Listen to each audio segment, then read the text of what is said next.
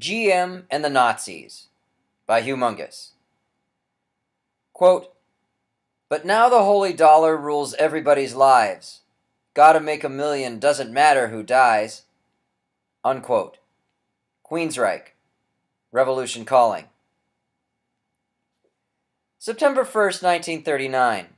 Nazi blitz trucks crushed the Polish countryside like herds of irate elephants. Comparable to a tireless marathoner, the Opel Company was producing these vehicles, as well as landmines and torpedoes, for the Third Reich at an impressive rate. All the while, Der Opel Geist, the corporation's internal publication, deified Hitler as though he was Zeus. The Führer's thundering anti-Semitic declamations bounced off cold walls at Opel headquarters like rubber balls off an NBA court. Somewhere during the commotion, the leader of the Nazi war machine found the time to bestow yet another German Eagle with Cross on yet another foreigner deserved of the award. This outsider come Aryan went by the moniker of James D. Mooney, president of General Motors Overseas Corporation. Yes, that General Motors. It was World War II. All appeared to be going as planned. The good guys were gearing up to save the day, and the bad guys were doing what bad guys do, killing folks like cattle in a slaughterhouse. The line between the two was definitive. Either you were on the side of the cavalry, or the assholes who'd given them a reason to fight. Not so fast. When it comes to anything concerning money, corporations and politicians, let's say, there will always be gray regions. Translation: there will always be lies. Lies no less disguised as truth. Such was the case with General Motors.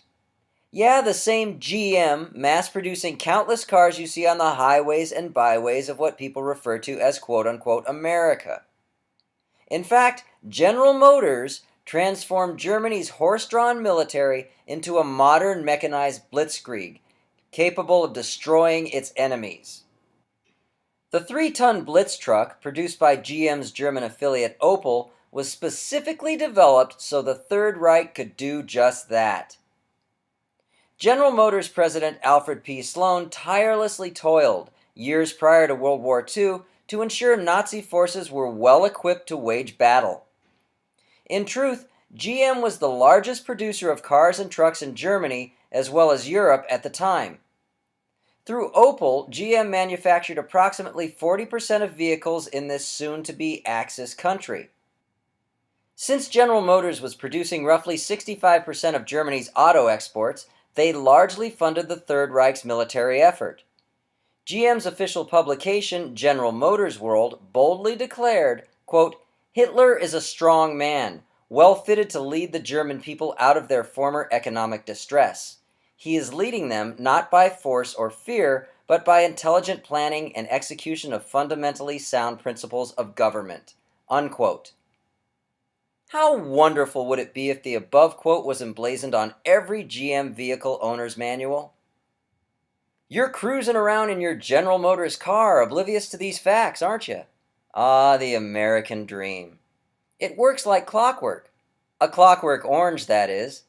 Less real than the Bible, featuring original photographs.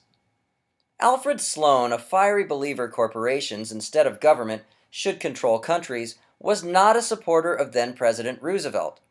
Sloan believed GM superseded bureaucracies and should be making the calls for the United States. Of course, Roosevelt saw things otherwise. As per usual, not a word uttered on behalf of the people themselves.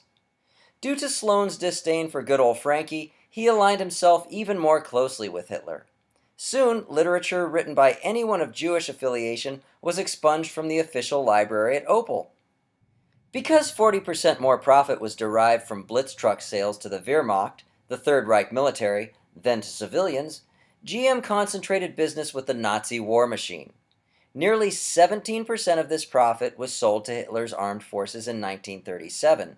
By 1938, that number rose to 29%, as the German military became Opel's best customer. There's no doubt General Motors' Blitz truck became the emblematic vehicle of the Third Reich. Opel swore support for the National Socialist Motor Corps, a civilian military force in alliance with the Nazi ideal. In addition, Opel donated copious amounts of cash on a regular basis to Nazi-related movements. The German subsidiary went so far as to cut ties with Jewish corporations, providing resources for their production line.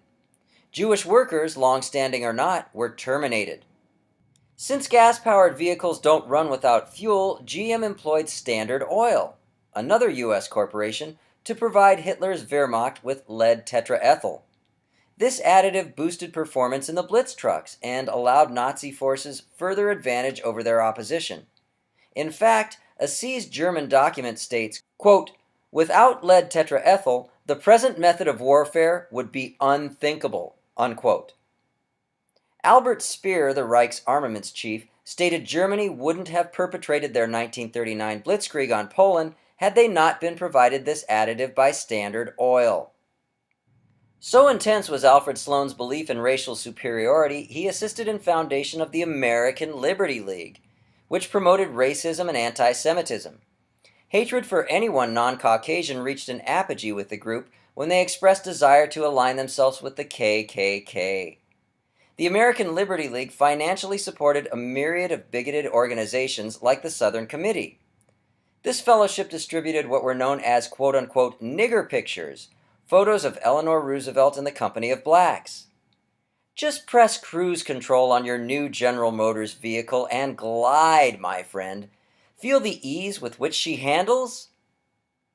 By 1938, Hitler was so overjoyed with the job GM was doing, he pinned a German eagle with cross on James Mooney. Again, this medal was akin to a blowjob and a lifetime supply of free beer to any foreign individual Der Fuhrer felt was worthy of inclusion into the Nazi Brotherhood. General Motors knew exactly when Germany would initiate World War II and invade Poland. How could they not? They had insider information from Hitler himself. Hence, when the Third Reich demanded parts for Blitz trucks be shipped to facilities near the Polish border in August of '39, GM had a view to imminent events. Days afterward, when almost 3,000 Opel workers were conscripted into the Wehrmacht, it seemed obvious what was about to transpire. At that point, U.S. employees at Opel were evacuated to the Netherlands for safety, and on September 1st, Germany deployed its offensive against Poland. A blitzkrieg delivered on the axles of General Motors vehicles. The evening prior to the outbreak of war, Sloan alerted GM investors his corporation was quote-unquote too big to be obstructed by, quote, petty international squabbles, unquote. It was only a matter of time before Opel engaged in manufacture of aircraft engines for the Luftwaffe, Nazi Germany's Air Force. Subsequent that, Opel produced landmines as well as torpedo detonators for Hitler's war machine. In a letter to an associate, Sloan stated, quote, "It seems clear that the Allies are outclassed on mechanical equipment, and it is foolish to talk about modernizing their armies in times like these. They ought to have thought of that 5 years ago. There is no excuse for them not thinking of that except for the unintelligent, in fact stupid, narrow-minded and selfish leadership which the democracies of the world are cursed with. But when some other system develops stronger leadership, works hard and long and intelligently and aggressively, which are good traits, and superimposed upon that develops the instinct of a racketeer, there is nothing for the democracies to do but fold up. And that is about what it looks like as if they are going to do," unquote. Oddly enough, it wasn't as if GM's complicity in Germany's war effort was that secret. According to a New York Times article dated August 27, 1944, Opel was the prime target for a monumental bombing raid by Britain's Royal Air Force, RAF. The RAF had determined the facility, with 35,000 employees, was not only supplying a bulk of Nazi military vehicles, but also in the process of developing rocket weaponry. Like the Ford Werk plant, GM used prisoners to achieve their production goals at Opel.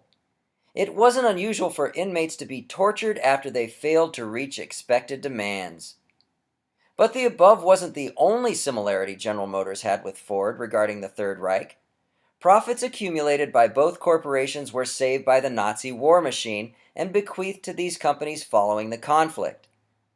In addition, General Motors was recompensed $33 million after the war since Allied forces had bombed its Opel production plant.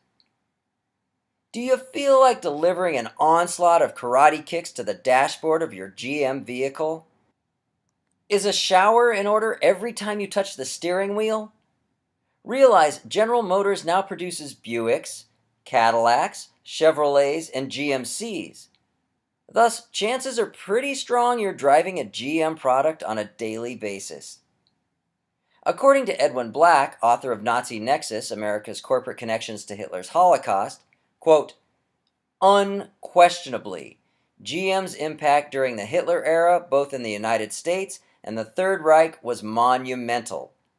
Without GM, Hitler would have never had the motorized ability to conquer Europe and mechanize the dispossession and destruction of numberless Jewish communities. Unquote. Keep in mind, naive U.S. soldiers were having their limbs blown off while General Motors was profiting at their expense.